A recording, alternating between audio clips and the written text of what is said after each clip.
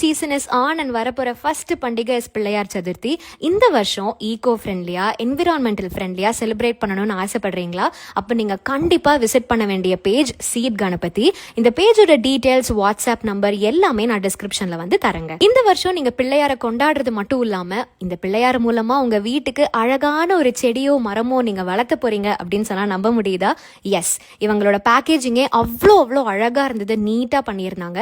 And இந்த cute குட்டி பிள்ளையார பாருங்க, முழுக்க 100% நேச்சுரல் களிமண்ணால செய்யப்பட்டது தான் இந்த Pillaiyar. No artificial products are involve அப்படின்னு சொல்லியிருந்தாங்க. அண்ட் இதோட சேர்த்து உங்களுக்கு அடிஷ்னல் விதைகள் உள்ள ஒரு சாஷே பாக்கெட்டும் தராங்க. ஒரு சின்ன கிரீன் கலர் க்ரோ பேக் ஒன்று தராங்க. அதுல தான் நீங்க இந்த செடியவே வளர்த்த போறீங்க. அண்ட் இதுக்கு உரம் தேவை இல்லையா, அதுக்கு ஒரு சின்ன கோகோ பீட் அப்படின்னு சொல்லிட்டு ரவுண்டா டிஸ்க் ஷேப்ல ஒன்று வருதுங்க.